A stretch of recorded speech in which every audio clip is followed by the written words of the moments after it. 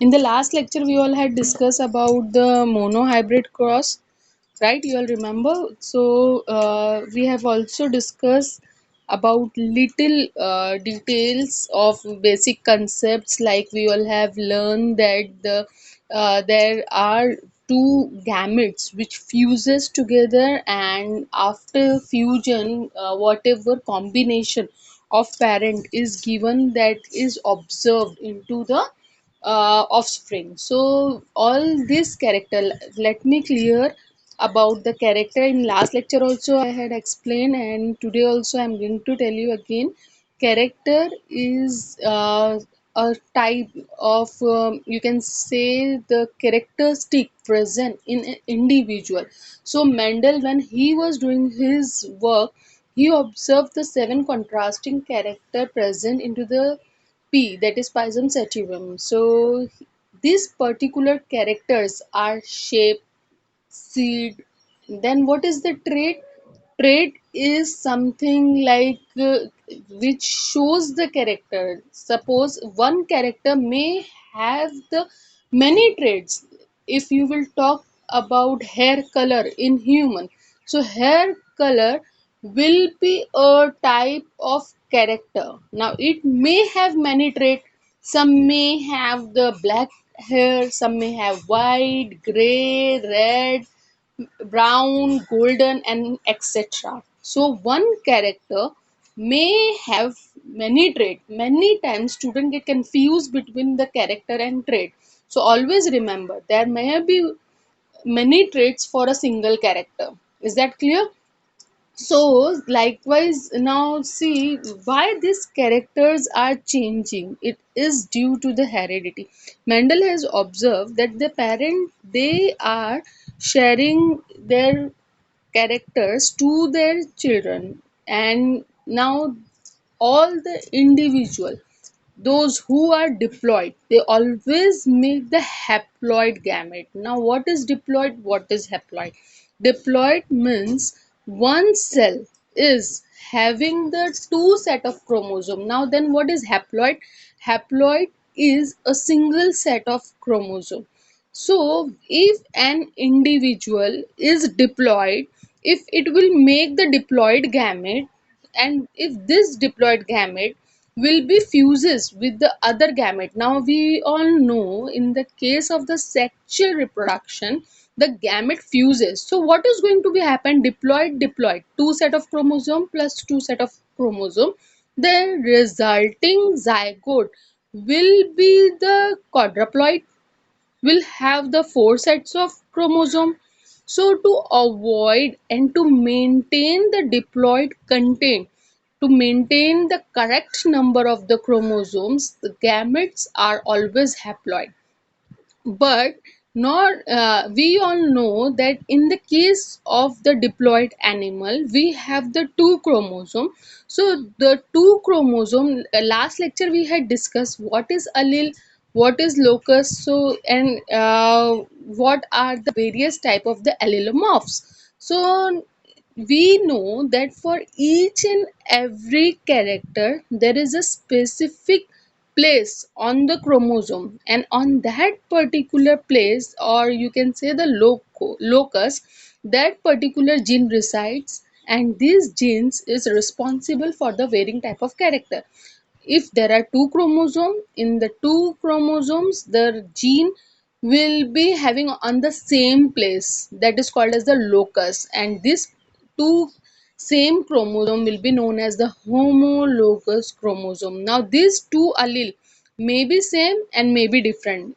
So one allele which is having capability to express itself in two set, if one is two characters, two different characters, sorry, two different trait are present, so that allele will be called as the dominant one, and one who is not able to express itself will be called as the recessive. I will give you one example. If the tall allele is present in the case of the Pisum sativum, it will suppress the dwarf allele. So this dwarf allele is going to be recessive and the tall allele will be called as the dominant. Is that clear? So likewise the Mendel has done many crosses, and he when he was studying one cross he has named as monohybrid cross. First we will be talking about the monohybrid cross.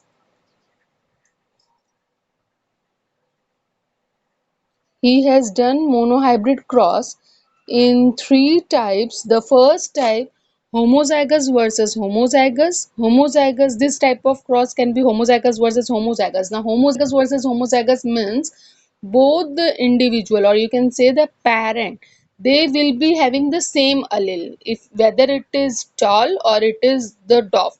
Then homozygous versus heterozygous, and heterozygous versus heterozygous. First, we will be seeing about the homozygous versus homozygous. He has taken the pure tall. Now, why I am telling pure tall? Because it will be having this parent will be having genotype as capital T, capital T. He crossed this with the pure dwarf. Now, what would be the pure dwarf? Pure dwarf will be the small t, small t. Very good. Now, this is the parent generation, and this is the genotype of the parent. Clear है? Now, after crossing, what he has observed, now these are the alleles of the parent, okay, capital T, capital T. But when the gamete will be formed, so how the gamete will be formed? Gamete will be having only one set of chromosome, right? So one set of chromosome will get this capital T, and the another set of chromosome will get this capital T. This pure of case, one set of chromosome will get this small t and this will get this t. Now the gamete will be same in the case of the homozygous, right? Capital T and small t. So what is going to be happen when this cross will occur? The offspring will be capital T and small t. Now, this is the genotype of the offspring.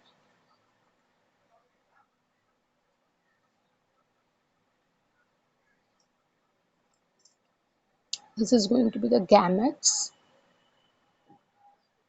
Now, what is the genotype of offspring? Capital T, small t. Now, I told you in the case of the presence of dominant trait, the recessive traits suppress. Now, there are some thumb rule which we all need to remember, that capital trait is always denoted with the dominant trait is always denoted with the capital letter, and the recessive trait is always designated with the small letter alphabets. Okay, so now here the tall trait is the dominant one. So if the tall allele is present in that particular case, the recessive allele will not be able to show its expression. So that's why this particular organism which is having the genotype capital T, small t, will be expressed the phenotype as a tall. Understood? Now we'll go ahead. What he has done, he has given or labeled this offspring as the F1 generation. What he has labeled as a F1 generation. Now Mendel has done the another cross. In that particular cross, he has taken this F1 as the parent and he has crossed this particular organism, or you can say the plants. So this is the genotype of F1 and the phenotype will be of course tall. This is the new story now. So I will make a line and I will separate it. So what he has done, this F1, after the F1 cross, the Mendel has observed Now what is going to be happen when the gametes will form? Okay, now definitely the gametes going to be the haploid. So one gamete is going to be the capital T, and another gamete is going to be the small t. That means now one gamete will be expressed as the tallness and one gamete will be expressed as the dwarfness. Same in this case also. Now, what is the type of cross is this? This is the heterozygous versus heterozygous cross. Now, if now next generation offspring जो बनेगा, that particular offspring will be having the chance. That means this haploid gamete have chance to meet with this haploid gamete. If this cross will occur, so the resulting offspring diploid side of the chromosome will be the capital T, right? And this particular individual express the character of pure tallness. Now, if this particular gamete will fuses with this, because this is all probability na, when the haploid sets are formed, so with which gamete will fuse is we don't know. There are millions of gametes have been formed. So if this is will happen, this particular cross will result the offspring genotype as small t and capital T. But there is a rule to write this thing. You must write capital T first, then small t. Okay. Now another chance is that small t may fuse with this small t, and this capital T may also have the chance. So now if you will observe, this capital T will be tall, capital T small t will be tall, small t will be the dwarf one, and this capital T small t will be the tall one. So this particular probability is been observed and will systematically arranged in a particular type of square box. That particular square is known as the Punnett square. We'll discuss how the Punnett square has been made. So now here this is going to be tall, then this will be the dwarf one, and this is the another tall. So if you will observe, this is the phenotype.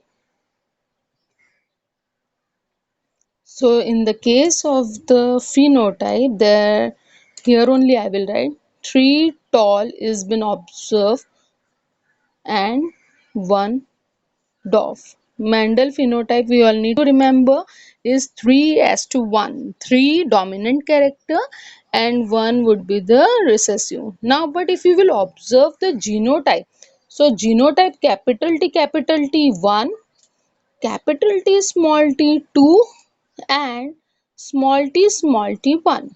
So what is the genotype here? I will write just G. You can designate genotype as a G. So the genotype is 1 as to 2 as to 1. Clear? Any doubt in this?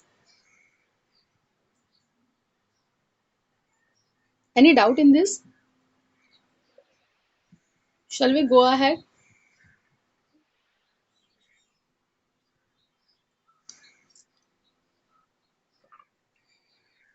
Now we'll see how the Punnett made this process very easy.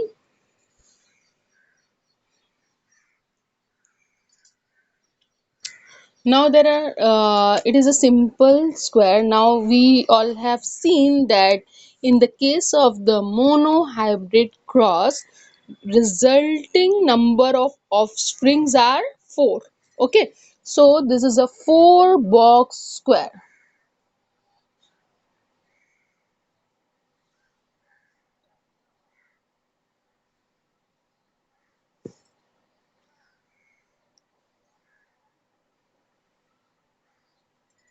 Okay.